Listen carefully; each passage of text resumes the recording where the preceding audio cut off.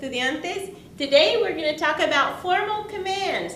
Now formal commands, you're going to be using what's called the subjunctive tense or the subjunctive mood, and we're going to study that in the next, in a few more lessons. But right now, how we're going to form these formal commands is we're going to take our verb and go to the yo form, the first person singular. So for hablar, it's habló. We're going to knock off that yo ending,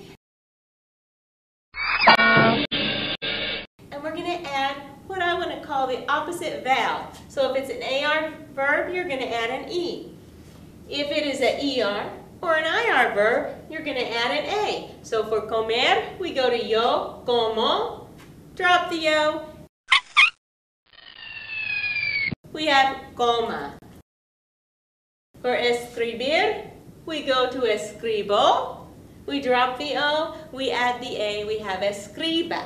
That's the command form. And a formal command is when you're going to tell someone what to do, but you're going to be telling someone that you would normally use the usted or ustedes form when you talk to them. It's a little bit nicer. Now, when we have verbs that are stem change verbs, these verbs, we're also going to go to that yo form. The stem change is going to be there. We're going to lose that yo ending and add the opposite vowel. So for pensar, pienso, piense. Dormir, duermo, duerma. Now when we go in with our orthographic, our verbs that have orthographic changes, like those verbs that end in CAR, GAR, and ZAR, we have a little bit of a change. Buscar becomes busqué.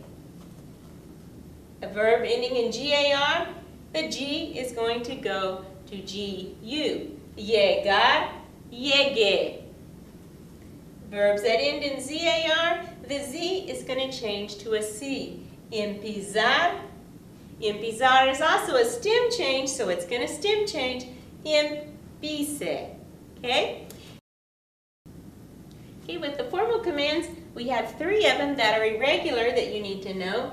Ir becomes vaya. Ser, sea, saber, sepa. Now these are in the usted format. So if we want to make it plural, all we have to do with any of these formal commands is add the N. So we can do that with any of the ones we just learned and these. Let's practice one real quickly. Let's take tener. We need to go to the yo form, which is tengo. We drop that O, and we're going to add the opposite vowel. So we're going to add an A. So it becomes tenga. If we want to make it ustedes format, we just add the N, tengan.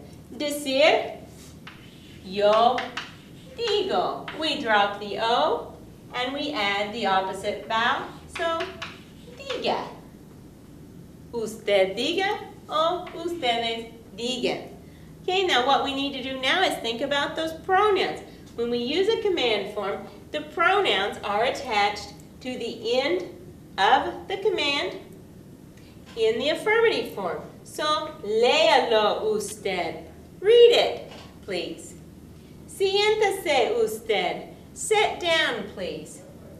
When we make it negative, the pronoun, direct object pronouns, go in front of the conjugated verb. So if we want to take léalo usted and make it negative, it becomes no lo lea usted. Siéntase usted, no se siente. Okay, and I hope you notice that when we attach that pronoun to the command, we added an accent mark to keep the stress in the word.